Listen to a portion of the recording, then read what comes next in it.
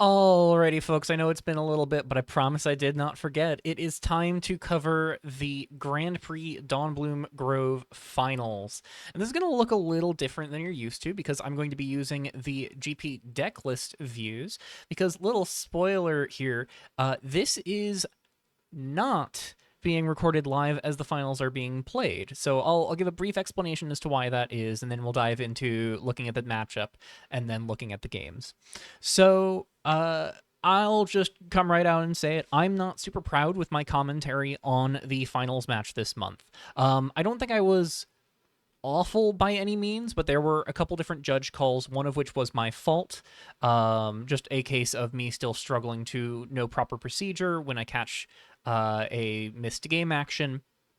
I am not a judge. I do not have formal judge training for rules interactions like this, so I only have so much knowledge, and sometimes I get a little nervous and I get tripped up by these things.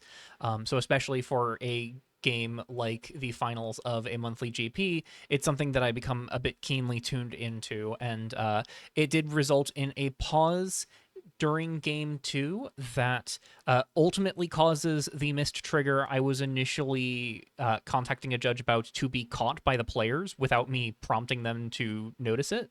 And so they ultimately end up agreeing to address it as though it had been put on the stack and resolved. And ultimately, even if it had remained a missed trigger, it would not have impacted the game. So I ended up delaying the game a bit for no real tangible reason.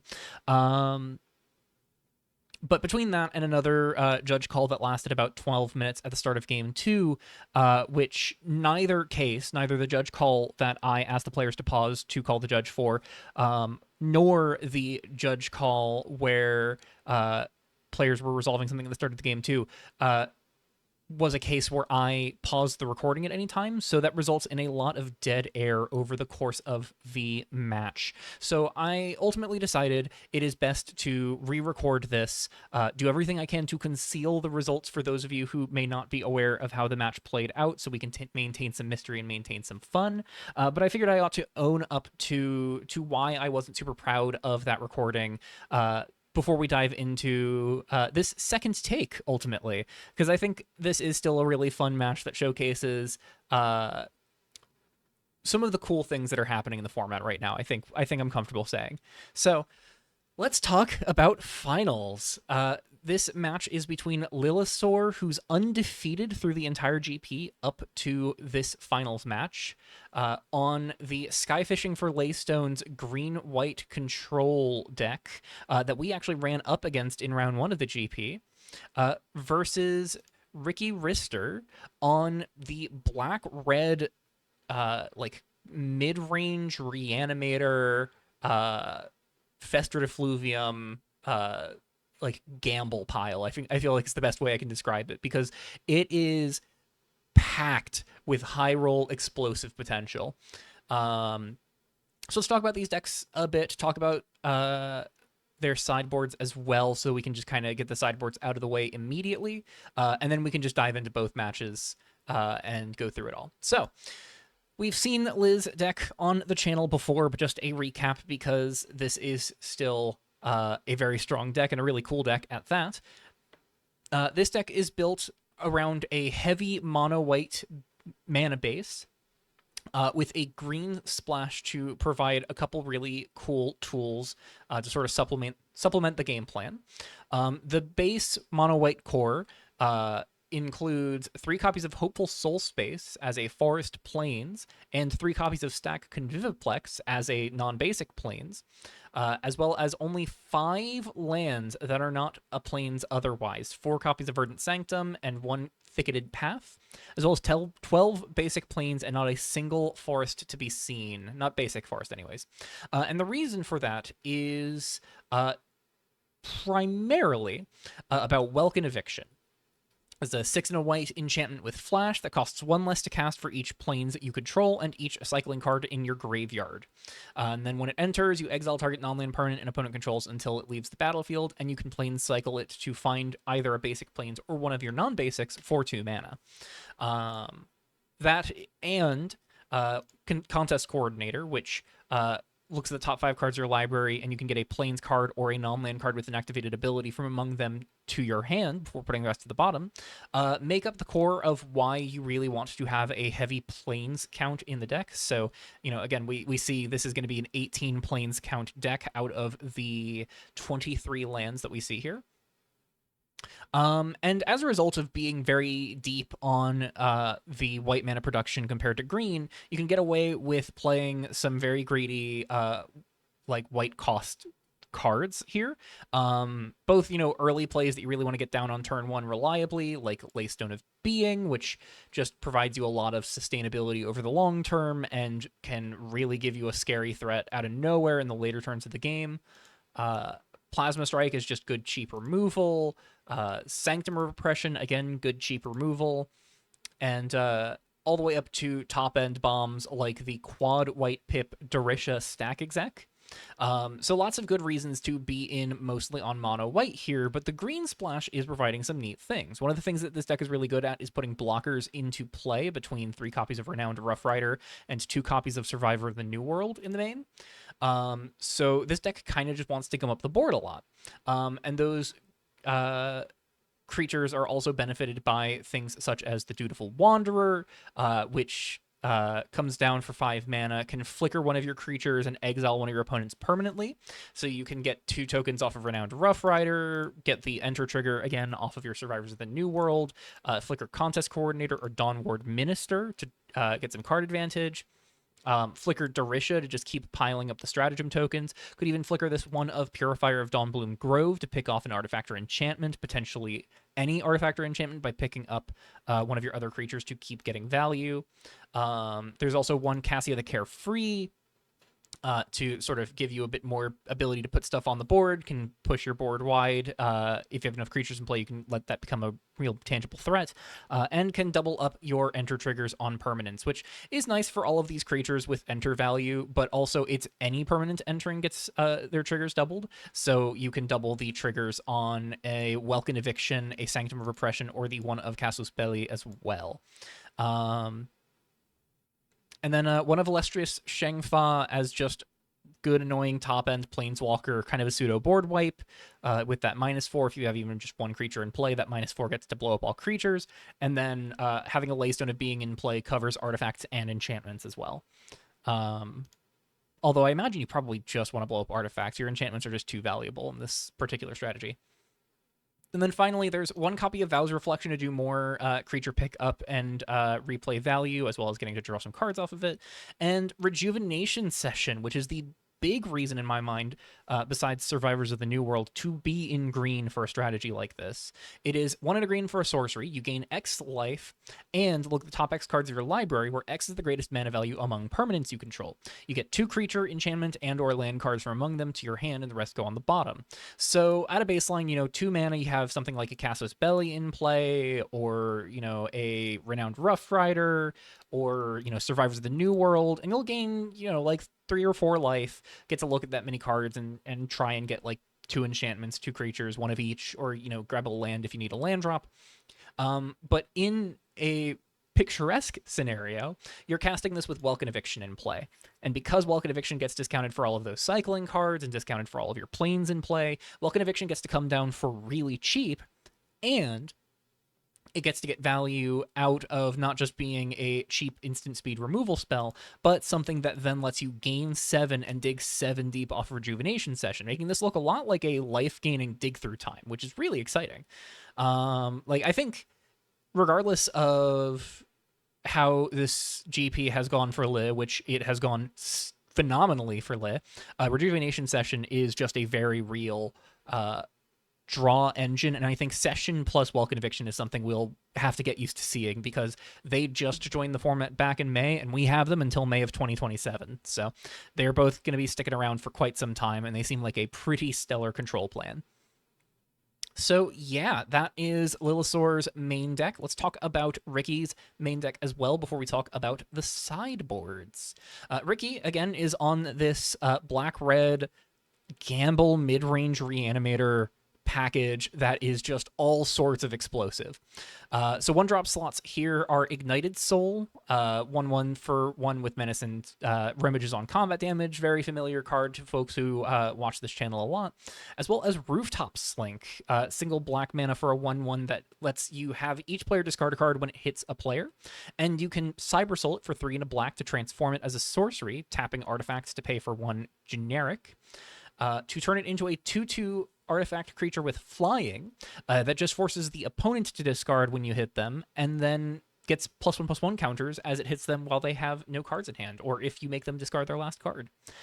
So, you know, the primary idea here is that these 1-drops both let you discard cards, because this is a Reanimator deck, and there is not much in the way of high desire reanimation targets in this deck. I think we have some spicy ones in the field right now, but the only creature this deck is interested in reanimating is Privilege Escalation.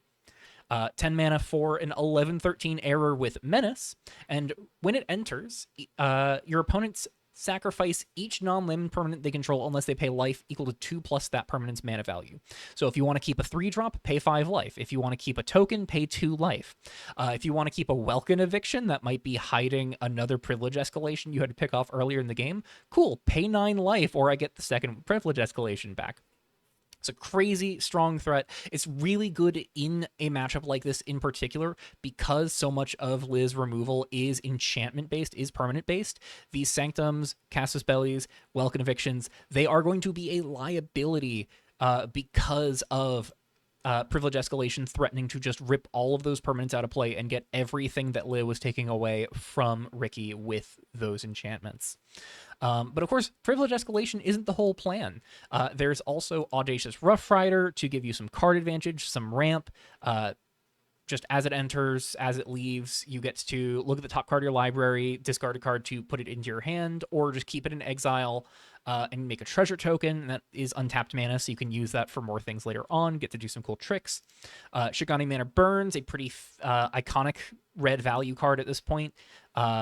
2 mana, make a tapped treasure token immediately to jump you up to 4 mana on turn 3, which is nice because its second chapter lets you discard a card to exile the top 2 cards of your library and play one. So you can go turn 1. You can go turn 1, play one of these 1-drops, swing in, and then discard Privilege Escalation or the primary reanimation spell we'll get to in a second. Turn 2, play Shigani Manor Burns.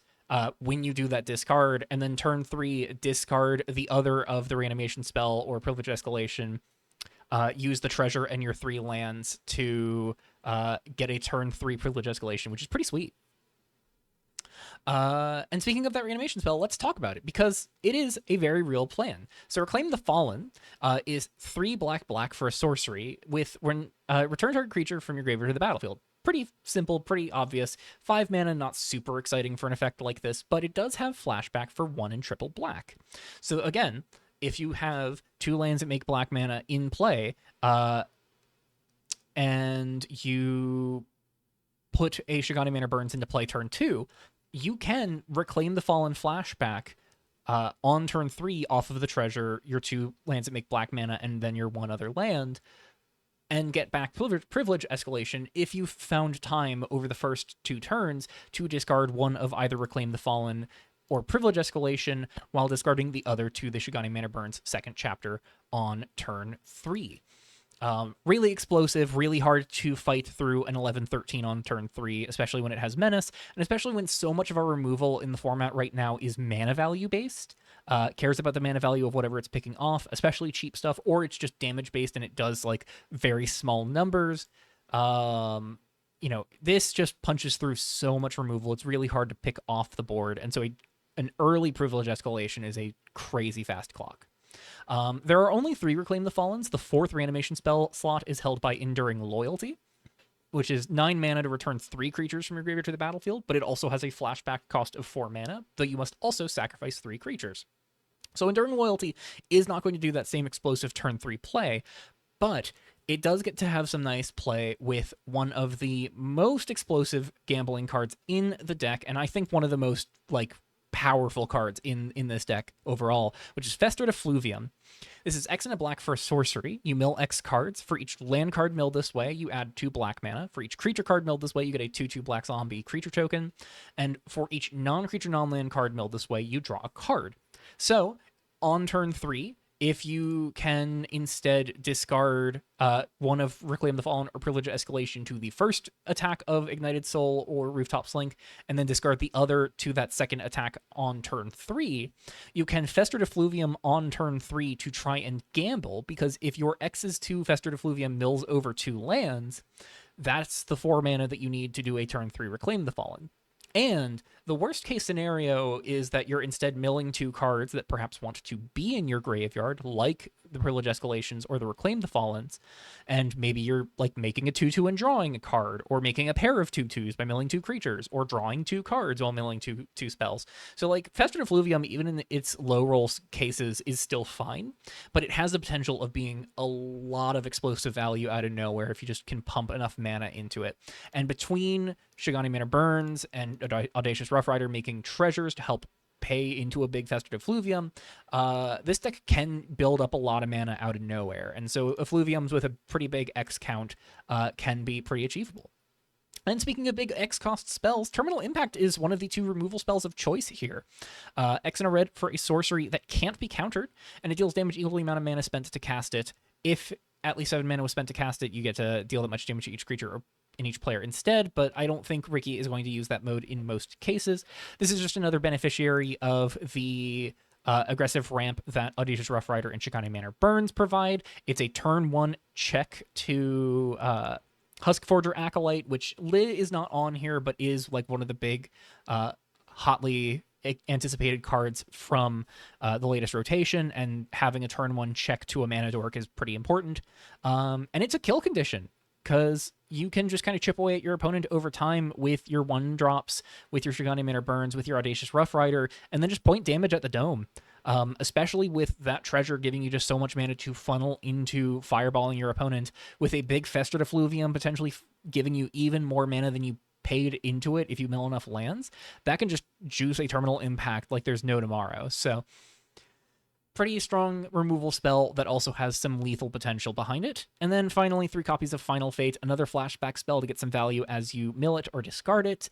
Can pick off cheap creatures for 2 mana, and then pick off something bigger for its X and triple black flashback cost.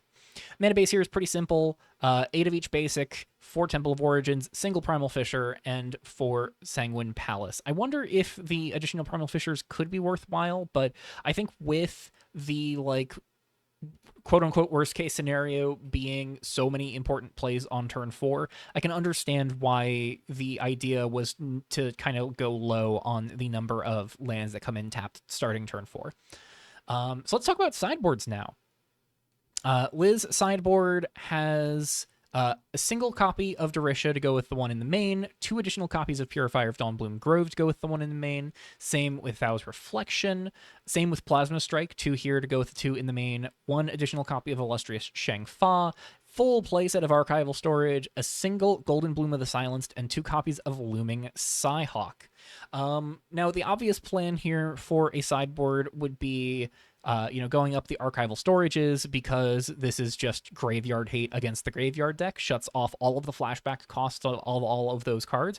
And so while you still can hard cast your reanimation spells from hand to reanimate something, that does at least slow that game plan down a bit, and Archival Storage can also be used to tuck cards back into the opponent's library to take away those desirable reanimation targets. So that can be pretty nice, and it's also a card with cycling for 2, so in the worst case scenario, if you draw multiples, you can just cycle it and start discounting your Welkin Eviction that way. I think beyond that, 1 copy of Golden Bloom of the Silenced could be relevant. Getting to name just a problematic creature or a problematic other permanent, usually probably either going to be one of the 1-drops or Shigani Manor Burns, I think, depending on the situation you're in. I'm not sure what you name in the blind, but I have to imagine there's a plan worth having as far as what 1-drop or what other creature is most concerning for Golden Bloom. And then I think otherwise, I'm not crazy about Dorisha, Purifier, or Vow's Reflection. This is a very explosive opponent that you have to run into. So I think like maybe I could see bringing in the plasma strikes to just check those 1-drops and make sure they don't get a lot of work done, because this does kill everything besides privilege escalation out of the opponent's deck. And as we'll get to with Ricky's sideboard, it also kills the sideboard creatures there. And then otherwise, I think Looming Psyhawk, padding your life, between it padding your life total and stopping treasure generation, Looming Psyhawk actually does something really vital in this matchup by stemming how much mana your opponent makes, stopping them from making a bunch of 2/2s off of a Fester Defluvium. Psyhawk seems valuable here for sure. So that is Liz's sideboard. As for Ricky, Ricky's sideboard is a lot smaller. 3 copies of Crucible of the Burning Sun as their own Graveyard Hate. And you might be wondering, what's a Reanimator deck doing with Graveyard Hate in the sideboard? And that's because it's not just a Reanimator deck. We've got a sideboard juke here, folks. 4 copies of Inner Ring's Pupil and 4 copies of Exorcist of Errors perfectly covers the 8-card Reanimator package between the 4 Privilege Escalation, the 3 Reclaim the Fallen, and the 1 Enduring Loyalty, allowing them to seamlessly pivot to a more mid-rangey strategy between Inner Ring's Pupil and Exorcist of Errors. So then they can go to pure resource denial through Exorcist and Inner Ring's Pupil both pressuring the opponent's hand, and Pupil being able to capitalize on that hand pressure and the removal in the main deck to try and just dome the opponent for 7 as quickly as possible and really shred them down to nothing. These are both really good creatures. Makes sense that these would be in the 75 somewhere here, and it's really clever to have them as a sideboard juke plan, so you can go down the reanimation plan in the face of opposing Graveyard Hate trying to stop you from doing the Reanimator plan. And then finally, 4 copies of Duress I could see coming in here, but I'm not super sold. I think, you know, having the ability to check some of this removal is nice, because the removal can stop some of your more explosive plans.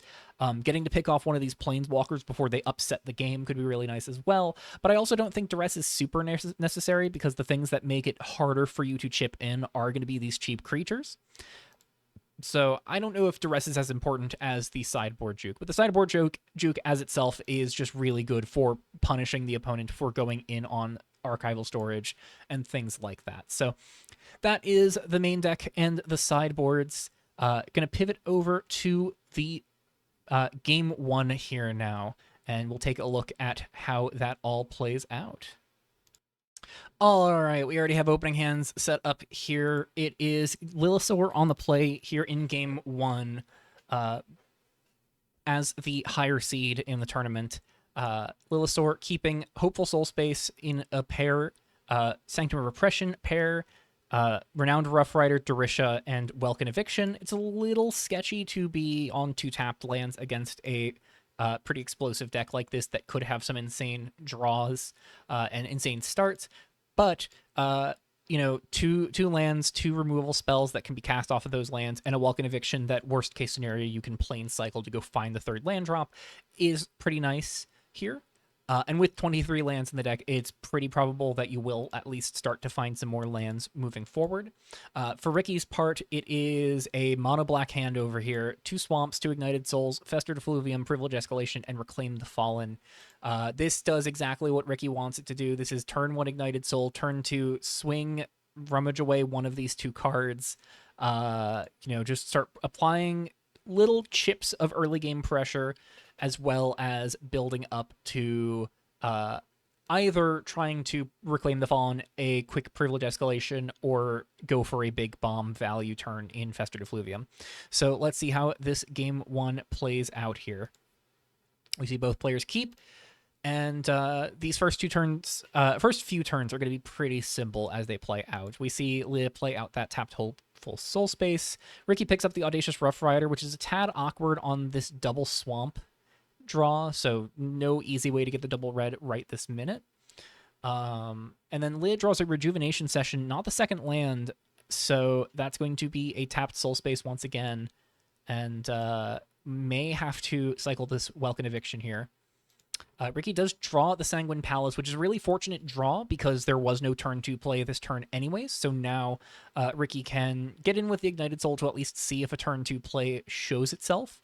Because obviously, if his turn 2 play does show itself in Shigani Manor Burns, you can shock in Sanguine Palace, go for Shigani Manor Burns, and tee that up for turn 3. But it doesn't, so Sanguine Palace can just come down tapped here and let you play the second Ignited Soul off of this swamp. And the second Fester Fluvium is the draw off of the Ignited Soul to just really set up some inevitability in Ricky's hand here.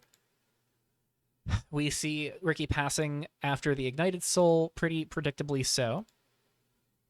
And Lit is going to miss on the third land here, Renowned Rough Rider, so creates that situation where Lit has to choose, do I Sanctum of Repression, just pick off one of these Ignited Souls, or do I take another turn off to just try and hit a third land drop? Third land drop means Renowned Rough Riders can come down, and it looks like that is going to be the case. Cycling Welcome Eviction here. Go find a Plains, presumably non-basic, just because if you have nothing to do with your mana, you might as well get something that's tapped, and it is going to be a stack Conviviplex here. Has double green here, doesn't really need the additional green sources.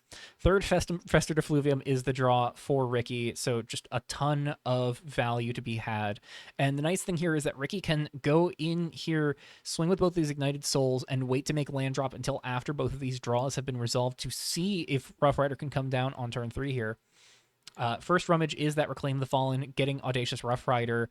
Second rummage here, it's double Rough Rider, 3 Effluviums. Probably Rough Rider going here just on the basis of wanting to keep the Effluviums as more late game high value plays. And Rough Rider just not being castable right now without the knowledge of drawing a second red source off of Ignited Soul anyways, you might as well just get rid of the uncastable card. And it ends up being a third Ignited Soul in its place, so Rough Rider not really castable still. But I imagine this is either just going to be... And I will say, I'm saying a lot of this as I imagine, or I think this is what would happen. It's been a good couple days since this match, so I may know how this all plays out, but I am still kind of remembering how this all played out as we go, folks. So don't think I'm just playing up lack of knowledge for the commentary. But we do see Ricky pause here for a moment to think through options. It could be Fester Fluvium. It could be just run out the third Ignited Soul. I personally do like the third Ignited Soul here just for the sake of getting to push a little more pressure on future turns, get to dig a little bit deeper, and these Effluviums always look better with more mana, not less. But there is, the worst case scenario that you go for a Fester Effluvium, hit like one land, one non-land, non-creature, you draw a card, make double black, and then can just cast the Ignited Soul anyways. And it does end up being X2. It does end up being land, non-creature, non-land. So that is going to be draw a card, make black, finds the Temple of Origins. That'll be tapped next turn, but does get to at least play out that Ignited Soul anyways. And yeah. So that is going to be how Ricky plays out this turn.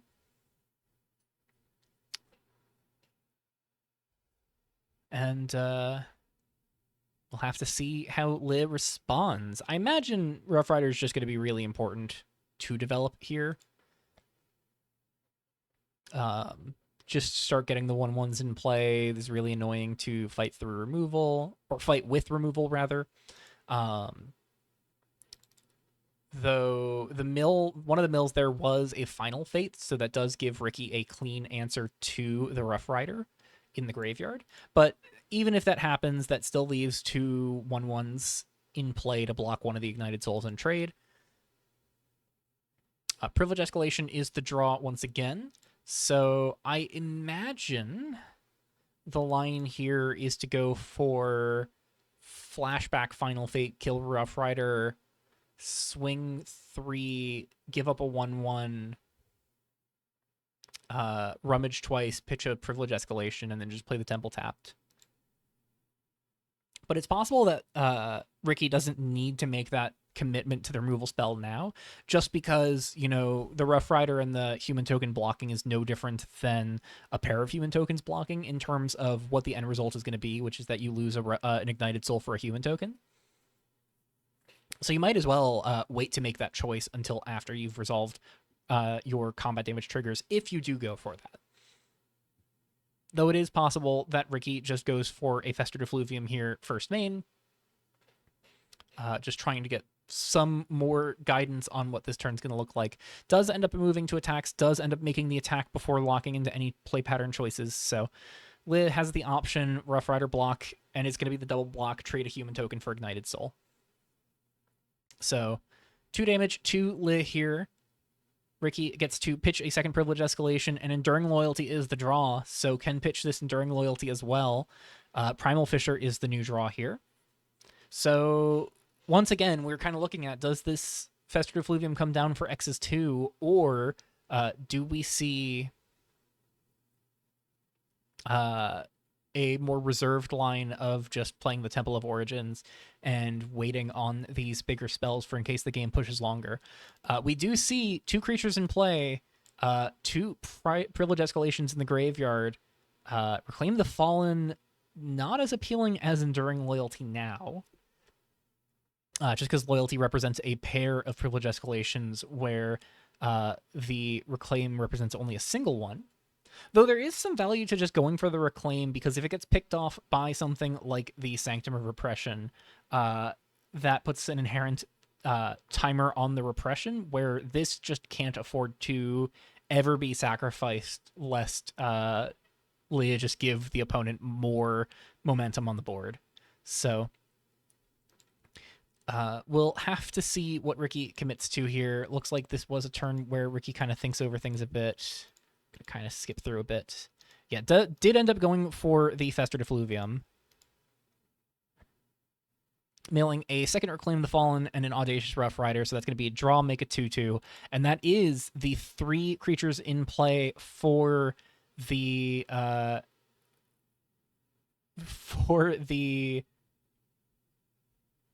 Oh, I might have skipped ahead a little too much, because there was a lot of cards put in the graveyard all of a sudden.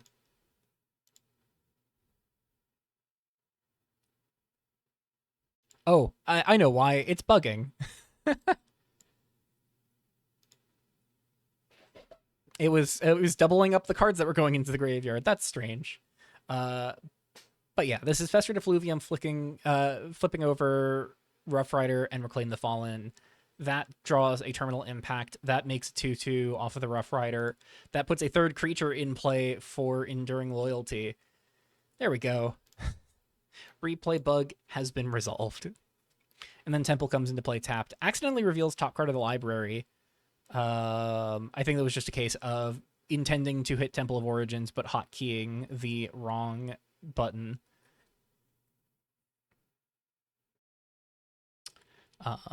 So this ends up getting shuffled, I believe, after a quick judge call. So I believe that ended up being ruled as an interface error, no big penalty. Let's see if we can skip through some of this. Yeah, they wait to get a judge response. Ricky shuffles, but Cockatrice is going to keep displaying that mountain. I don't remember specifically what this ends up being besides a mountain, but I don't think it really matters at this point.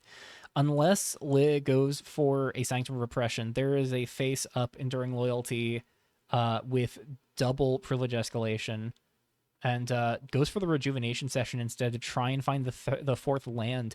Going to try and dig for Session plus Sanctum, and I can kind of get that, just because even if you pick off one of these creatures, there is a Reclaim the Fallen to just get a single Privilege Escalation back instead. Does end up getting the land, does end up getting a Contest Coordinator, so can play a Sanctum Repression here. But gains 3 from Rejuvenation Session, not as much as the deck wants to be doing with Welcome Eviction, but perfectly reasonable case of this just being 2 mana, draw 2, gain 3 life. That's pretty good. So Plains is the play, and then Could be Sanctum, could be Conscious Coordinator. If you play Sanctum, picking off the zombie token seems best because while the 1/1s are evasive and have relevant text, exiling the zombie token means that sacrificing Sanctum to a privilege escalation is pretty free.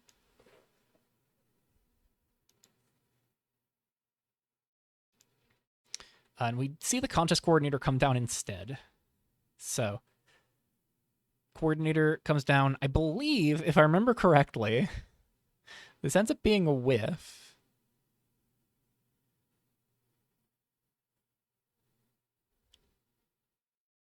Yeah, it was Verdant Sanctum, Purifier of Dawnbloom Grove, Verdant Sanctum, Rejuvenation Session, Vows Reflection. So that is one of the risks of playing Contest Coordinator with non-activated ability permanents and non-planes permanents, is that something like Contest Coordinator, while it is very versatile, does look at a lot of cards, it is not a guaranteed draw. Whereas at least Dawnward Minister always draws you a card. The same cannot be said for Contest Coordinator. The Coordinator, I think, is still a very good card nonetheless. So you see Ricky draw here. I don't recall exactly what Ricky's play this turn is, but there's an argument to go for Final Fate on the Contest Coordinator, just chip in with 2 Ignited Souls. There's an argument to go for the Privilege Escalation off of Enduring Loyalty. There's merit for going for Audacious Rough Rider here to kind of inform what the next plays are going to be. Lots of freedom and choices here. Can Terminal Impact for 3, but I don't think that's as good as just going for Final Fate. All of the lands make black mana, so Final Fate for 3 mana is no different than Terminal Impact for 3 mana in terms of picking off one of these creatures. Could go for a Festered Effluvium X's 4 before going for anything else. I believe this turn, Ricky does take a lot of time to think. Oh, that bugged the match a little bit. Hello? Why are you like this, Cockatrice? Let's hit the fast forward button. Then we're gonna have to pause when the replay starts picking up pace.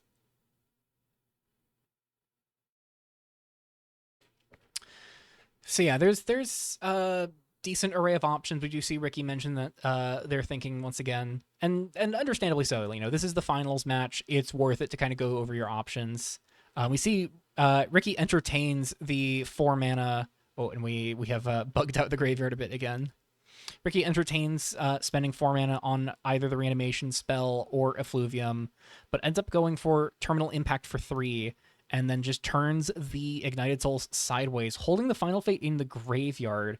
I do wonder here if Ricky possibly forgot about the Final Fate in the graveyard and just, in the process of looking at the graveyard, focused on only the Reanimation spells and forgot about the Final Fate.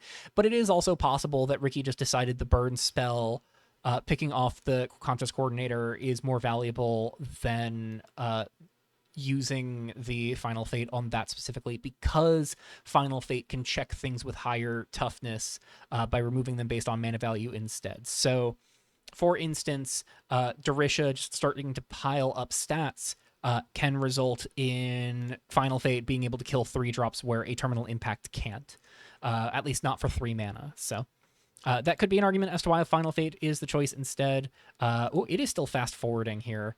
We end up seeing Audacious Rough Rider discarded, Primal Fisher discarded, drawing Swamp Mountain. Plays the Swamp, and then I believe just does nothing else with the turn. Let's see if we can get it to stop being fast forwarded.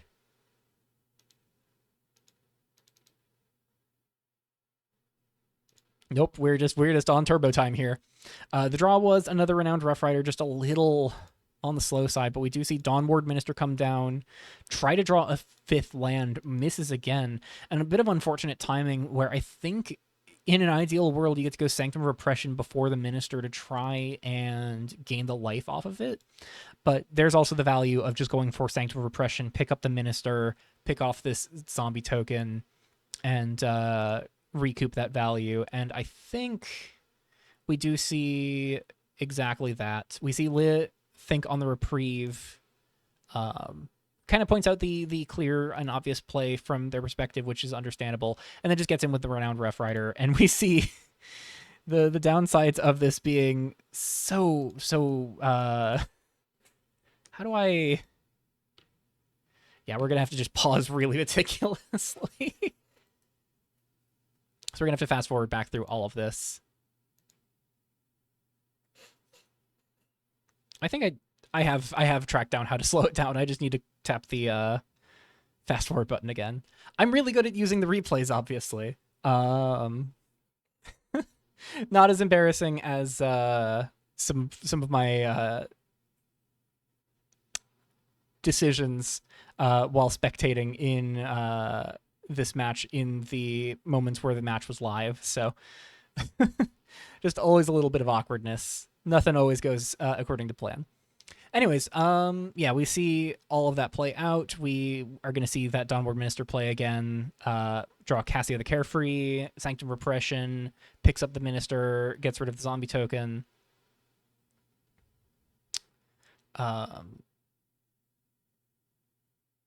Yeah, so we're going to see Dawnward Minister get picked back up here, swings the Renowned Rough Rider for 3, gets in for 3, and Ricky draws Reclaim the Fallen.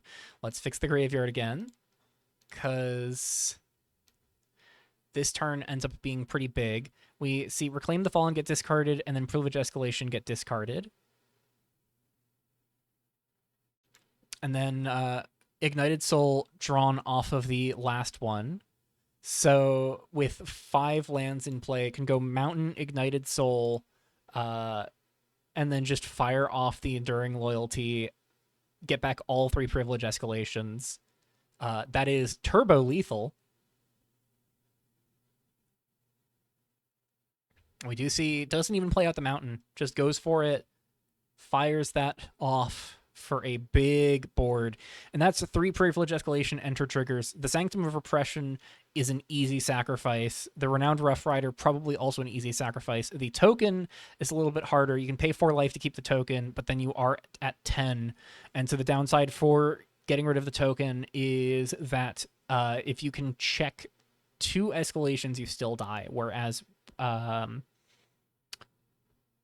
if you keep the token, you go down to 10, and so a single escalation kills you, whereas if you get rid of the token, picking off 2 escalations buys you a turn. But we see Welcome Eviction is the draw here. Can pick off 1 Privilege Escalation either with Eviction or Sanctum of Repression, but can't do both with only 4 planes and a single cycling card in the graveyard. Oh, actually, sorry. It is 4 planes and a cycling card. Welcome Eviction and Sanctum Repression can actually both check something, but with Repression needing to pick up the human token, you can't sacrifice it to stay at 14 and still pick off 2 creatures, but you also can't, leave it in play, because even with Welcome Eviction plus Sanctum picking off 2 of these 11 13s, then you're at 10 life against an 11 power creature. So even with double removal spell to pick off 2 of those, the triple reanimate just ends up being a haymaker. So that is going to bring an end to game 1. Players do a bit of sideboarding, and then we're going to get into game 2, though that is where we're going to start getting into the longer judge calls as well. So we'll have to fast forward through a couple of those.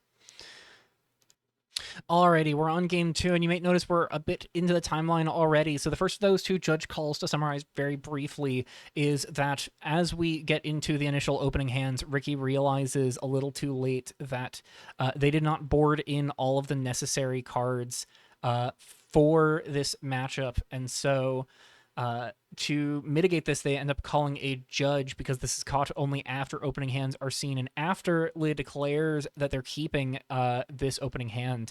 And so the best judge call that gets offered to Ricky is that Ricky is forced to reveal his whole sideboard, and then Leah gets to choose the cards that get sideboarded in.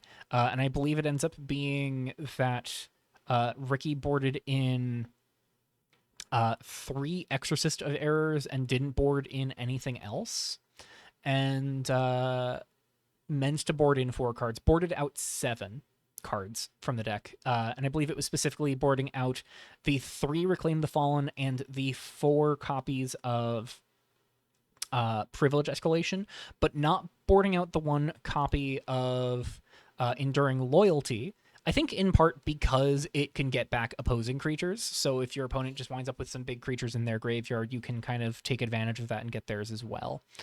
So keeping that one particular high roll tool, but didn't end up boarding in anything else. And so Lit winds up leaving Ricky to instead have 3 copies of Crucible of the Burning Sun and 1 copy of Duress in the main board as well, before Ricky draws that opening hand, though the opening hand has no sideboard cards anyways. For Li's part, the opening hand that Li ends up keeping ends up being a bit of a liability because of the sideboarding that Ricky did, and Li gets to know it right off the bat from the sideboard plan that Li saw, because that Judge Call resulted in Li seeing that Ricky went for the sideboard juke, and so these archival storages that got boarded in end up being dead cards, though the cycling will at least turn them into something with the Verdant Sanctum, Pairs of Stack Conviviplex, Rejuvenation Session, and Casus Belli otherwise. So that is Li's opening hand. For Ricky's part, I believe Ricky ends up keeping this. Yeah, does keep this. Primal Fissure, Temple of Origins, Pair of Mountains, Shigani Manor Burns, Rooftop Slink, and Festered Effluvium.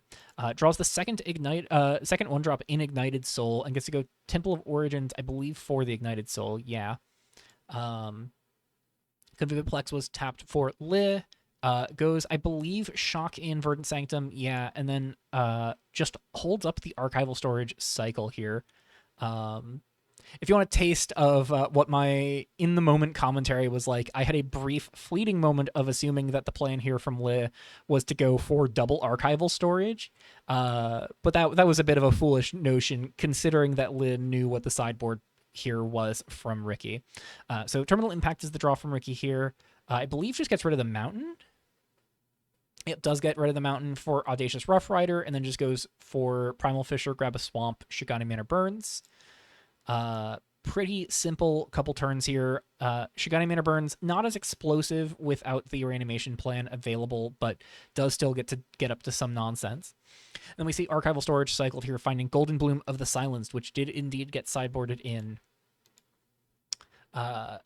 Li then draws Welcome Eviction here, which does get that discount from Archival Storage, but doesn't get the discount from Verdant Sanctum.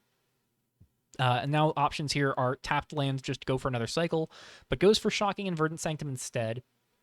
Tees up the Casus Belli, picking off the Ignited Soul to deny that value, which I think isn't as important, both with Shigani Manor Burns set up in play, as well as with the knowledge that the reanimation plan is no longer in the main. I'm not sure Ignited Soul demands as much immediacy, but Lid does decide to go for it, and knowing what Lid does with their next turn, I understand why it ends up happening. But yeah, we see Shigani Manor Burns pitching another mountain to find Audacious Rough Rider and Mountain off the top. I believe this ends up being Mountain from hand, Rough Rider from exile. Gets to preserve the Rough Rider in hand rather than preserve the Mountain in hand. So, you know, while it does go down a land drop, Rough Rider gets to sculpt your next couple draws, or gets to sculpt your next draw by either replacing a card in your hand with whatever it exiles, or just making you a treasure. And with Terminal Impact, there's the temptation to take it, but you could just make the treasure and make the one in your hand look better, and that does end up being what happens. And then I believe Ricky entertains cracking this to play a Rooftop Slink, but decides against it. I think in part because, you know, just punching 5 mana into a Festered Effluvium is pretty exciting here. So from there, we see Lit draw a Cassia the Carefree, and then, yeah, the Welcome Eviction's uncastable. Golden Bloom could come down and shut off Shigani Manor Burns or Audacious Rough Rider, but ends up just being Rejuvenation Session, trying to find something else going on. Grabs a Welcome Eviction, grabs a Sanctum of Repression, but Sanctum can't come down here because there's only one untapped land, and the Stack Conviviplex is going to come down tapped.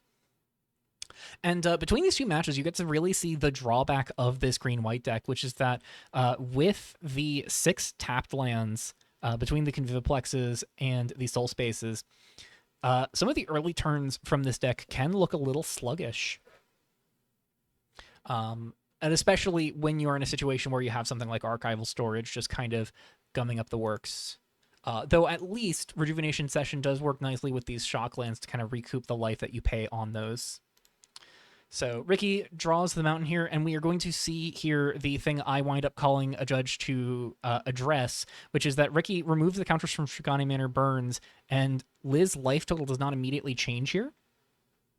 Ricky goes to attacks, hits Li for 3, taking Li back down to 15, but should be 13. So I'll tell you up front, the judge call I did was to reach out to a judge as one of the spells here ends up being cast. And I reached out to say, like, this was missed. What should I do about it? I asked the players to pause really quick while I confirm this. And the answer was, players missed it. This is considered a missed trigger because Ricky removed the time counter. Time loop being missed would be something that would have to get a judge involved because it would throw the whole order of the game out of whack. But with the 2 damage to each opponent being missed instead, that it was something that would just be, if the players catch it, they catch it. If not, then it just doesn't happen. But if they do catch it, it's Liz's decision whether or not it goes on the stack. But we end up seeing Ricky play Audacious Rough Rider off of the second mountain in hand, hits an Exorcist of Errors, and I believe it is at this time, or like around this time, that I make my request for folks to pause.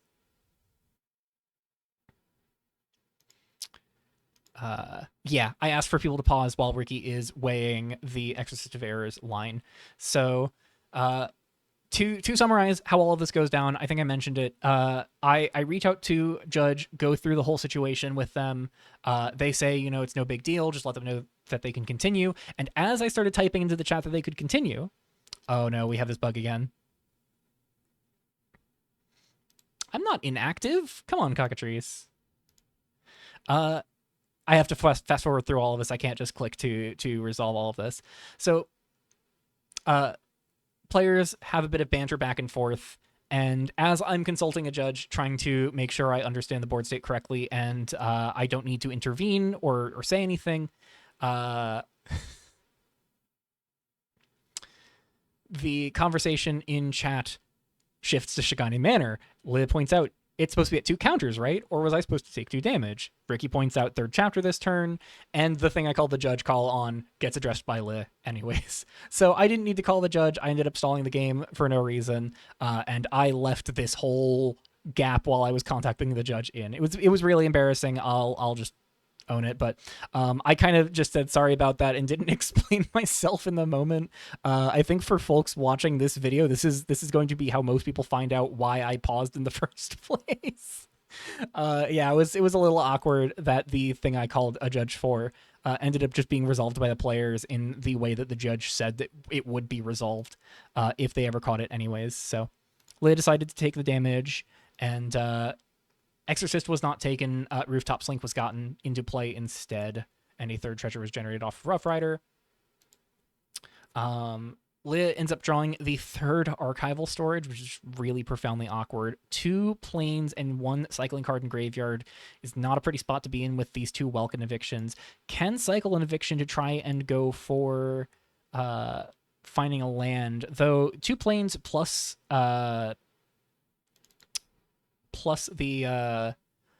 archival storage in graveyard does at least mean Welcome Eviction could be cast, but does instead go for Sanctum of Repression, picking off Rough Rider. Crucible gets easily and freely exiled to make another treasure, and then Golden Bloom of the Silenced comes down here to name, I believe, Rooftop Slink, because Shigani Manor Burn has already done its damage, and naming Rough Rider doesn't really stop anything. So we are going to see that be all that Leia does here. Ricky just gets to chip in for 4, take Leia down to 9, and then I believe we end up seeing a big Festered Effluvium this turn.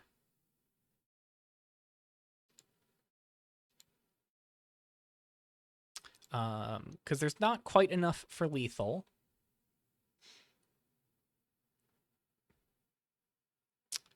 but there is some room for some explosive. Actually, I think it might have been an Audacious Rough Riders play this turn where you just swing with it and then wander it.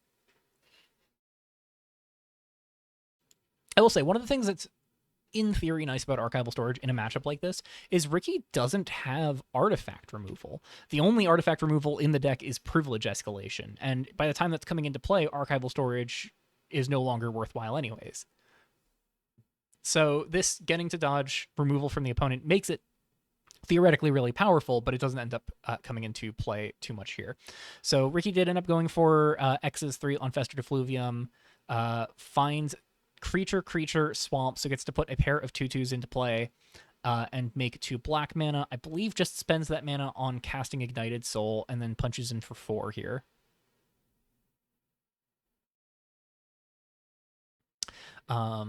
And so the other embarrassing thing about my judge call is, as we'll see here, Ricky takes Lih down to 9, with Lih staring down lethal on board here. 4 +3 +1, and I believe with the Ignited Soul that makes exact lethal. Does spend the black on Ignited Soul. That's now 9 power on board for next turn. And Cassia the Carefree can put a creature in play. Welkin Eviction can put something else in play. But Terminal Impact with 5 treasures and 4 lands, that's a lot more than lethal, considering everything else on the board as well. And so, especially with Dutiful Wanderer being the draw, missing out on the 5th land. Once again, man, Lih just not finding the lands in this finals here. There's really only so much that Lih can do, and none of these answers save them from the incoming tide. So Welkin Eviction gets cycled here to go find a plains off of 2 lands and 1 cycling card in graveyard. It would cost 4 to cast, so could go find plains, get plains put into play, and then cast the second Welkin Eviction. But not going to really be able to do much. You can try and pick off the Audacious Rough Rider, put yourself to 3, but Terminal Impact just kind of seals it up. And so ultimately, this series goes to Ricky 2-0. Oh, and Contest Coordinator gets accidentally milled here at one point while the Welkin Eviction's on the stack. So we'll fast forward through this little bit of fixing. That just gets shuffled in. Sanguine Palace is the draw. Ricky does take a moment to think over, which is wise, considering, the Welkin Eviction is here. The Welkin Eviction is in the opponent's deck, but that, that has to be what they have to give themselves any time. And you do have to be wary of any potential outs that the opponent might have. So Ricky taking the time to sort of think over this last turn is pretty reasonable. I just got disconnected, but I can tell you right now, it ends up being an attack for 9. I believe the Welkin Eviction gets played, and then Ricky kills over the top. So Cockatrice just disconnected me. And that is going to be how the GP ends, with Cockatrice disconnecting me from watching the replay. And if we cut on over to the GP page, we can see that is indeed the case. Ricky ends up winning this GP 2-0 in the finals. Pretty handy match, all things considered. Really getting to show why Ricky's deck is so powerful and so explosive. And unfortunately, Lih not really having the opportunity to do much of the same. The closest that Lih had in game 1 was if they could find the 5th land and have one of the 2 Dutiful Wanderers to put into play, that could theoretically buy a turn against 3 11 power creatures. But unfortunately, Ricky had the Terminal Impact in hand for that turn as well. So even there, the Planeswalker only does so much. So congratulations to Ricky on winning Grand Prix Dawnbloom Grove. Congratulations to Lih on a hard-fought GP up to this point. Both players came with pretty interesting decks. I know Ricky asked for the deck at the start, towards the end of the registration period, but even just beyond, cool deck choices there, which credit is due to the deck builder. I forget who specifically. Let me just double check that real quick. But while I say that, credit is, of course, also due to Ricky, who, handed a deck that I believe they said they didn't even, look over all that much prior to playing their round one.